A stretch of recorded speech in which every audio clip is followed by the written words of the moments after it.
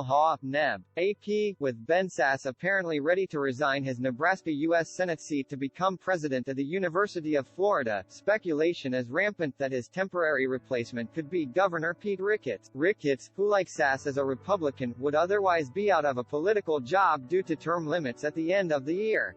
Scenarios of how Ricketts would ascend to the U.S. Senate run the gamut from his presumptive successor naming him as Nebraska's newest U.S. Senator to Ricketts appointing himself to fill the seat. However, Ricketts issued a statement Friday afternoon appearing to rule out appointing himself. "If I choose to pursue the appointment, I will leave the appointment decision to the next governor and will follow the process established for all interested candidates," Ricketts said in the statement. "The question is whether Ricketts wants I think the obvious candidate is Pete Ricketts, and if he wants to be a U.S. Senator, then it's his to take," said Mark Follison, a former chairman of the Nebraska Republican Party. Dan Welch, who was the state GOP chairman until he was unexpectedly voted out during a shake-up at the state party's convention in July, agreed that all eyes are on Ricketts to fill the seat. "I haven't talked to him, so I don't know what his plans are," Welch said. This probably took him by surprise. Ricketts on Friday confirmed that the news of Sasse's departure caught him off guard.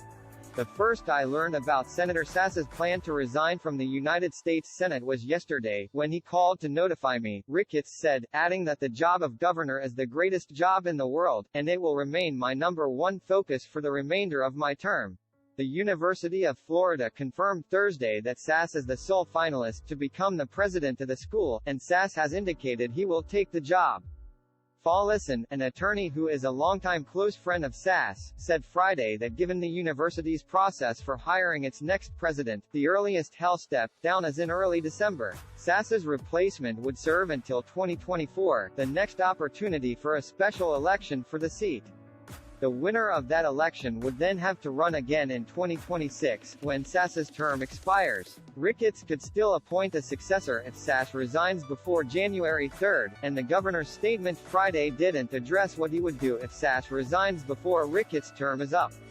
The governor's office did not immediately return a message seeking clarity. If Sasse were to leave the Senate after that, when Ricketts leaves office, the newly elected governor would appoint Sasse's replacement. Republican Jim Pillen, who has been heavily supported by Ricketts to be his successor, is favored to win the governor's race in November. The Nebraska Secretary of State's office confirmed that there is nothing in Nebraska law that would keep a sitting governor from appointing himself. And most Democrats, according to Nebraska Democratic Party Chairwoman Jane Cleave, had expected him to do so. Ricketts is power-hungry and will do anything to either send himself or someone who will answer to him, Cleave said Friday.